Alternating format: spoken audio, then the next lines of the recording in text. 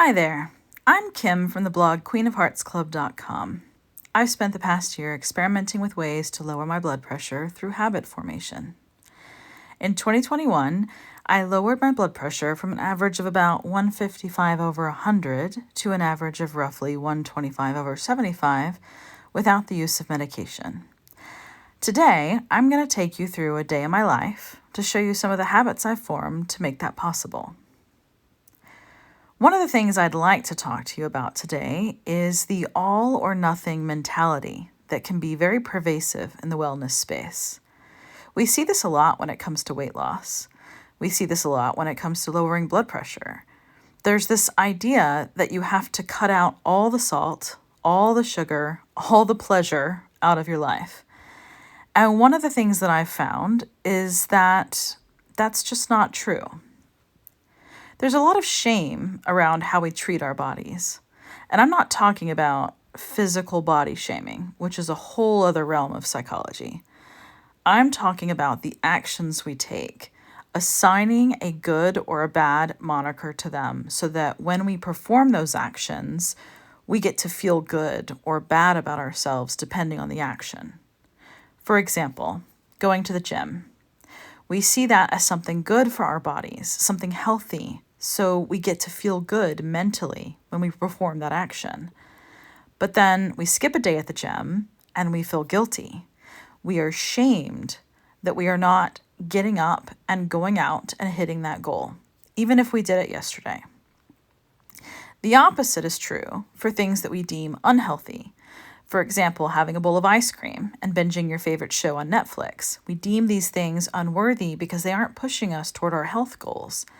And then we feel shame for them. We can compound that shame even if we skipped the gym that morning. So I'm going to hypothesize something radical. What if we didn't assign these things good or bad monikers? What if we felt good about going to the gym and we also felt good about having a bowl of ice cream and watching Netflix? I'm actually going to suggest that both of those things are good for you and that the balance is actually healthy for your life. Not shaming yourself is healthy. Not allowing yourself to fall into this programmed idea of what it means to be healthy and perfect is healthy. Allowing yourself the space, forgiving yourself for those perceived slights or setbacks is healthy. That's what I'm suggesting. This is also an attitude that can help you adapt to change.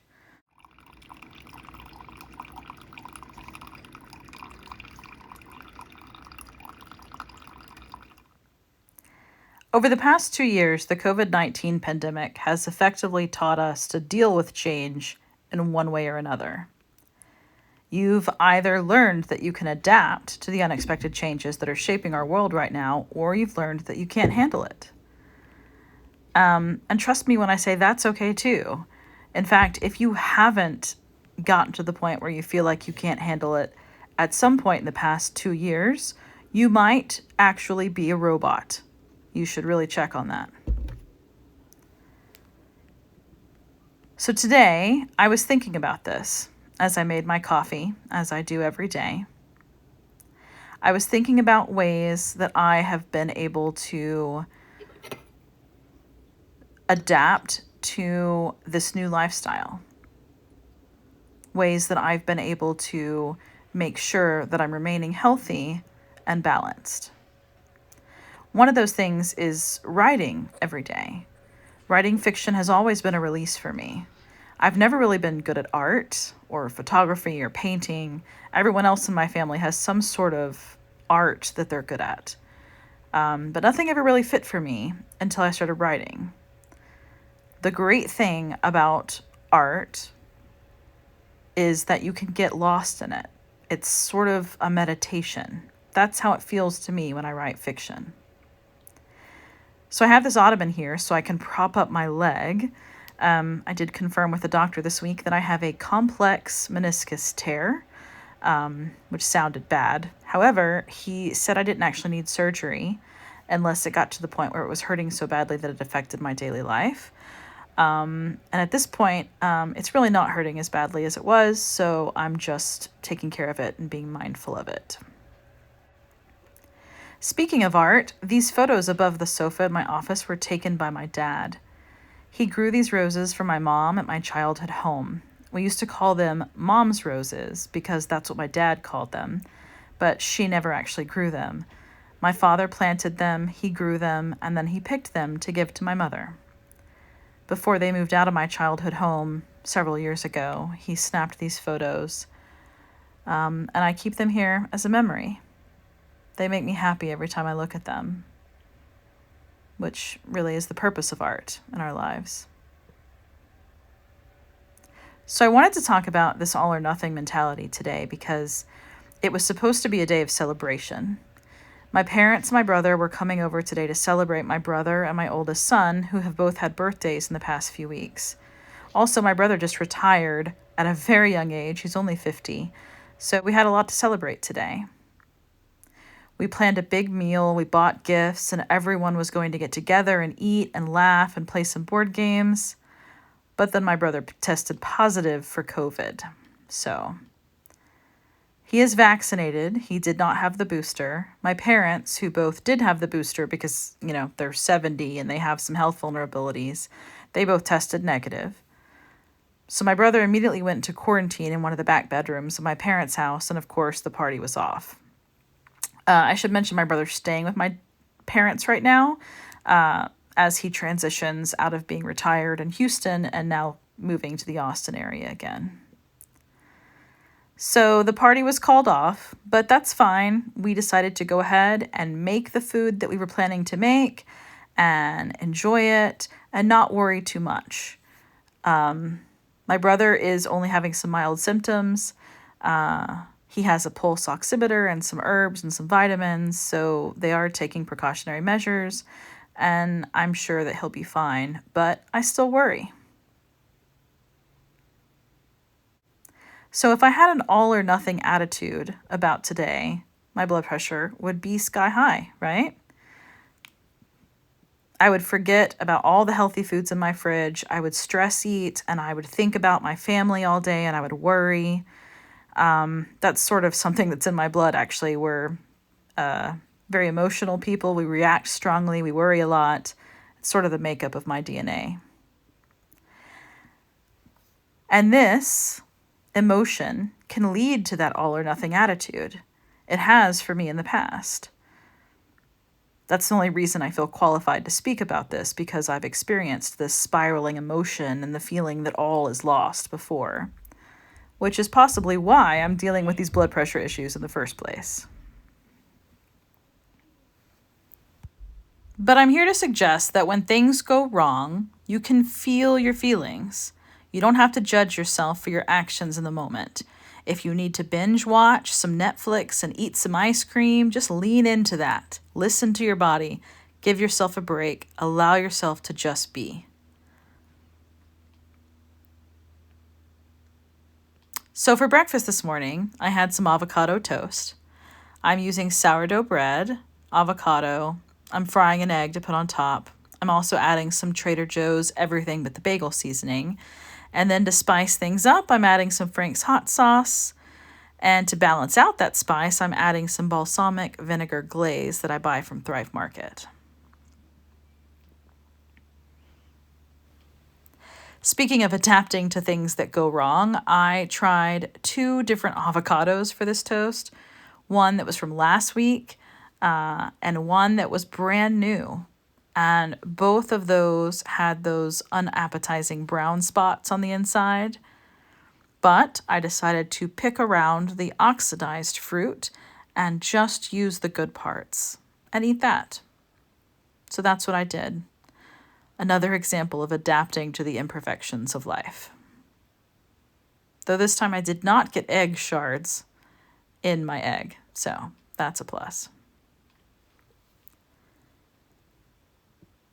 I also had some blueberries on the side to beef up the meal and to add an extra shot of vitamins to start my day, because I knew it was going to be a hard one. You also may have seen that I am wearing my fluffiest robe that my husband bought me for Christmas. This thing is so comfortable and soft and perfect on days like today when I need a little extra comfort.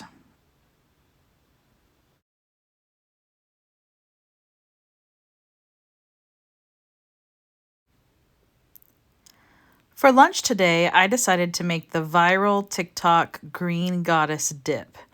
I'm not going to lie, this dish is a lot of work. There are a lot of ingredients that go into this, but it definitely delivers on the nutritional impact.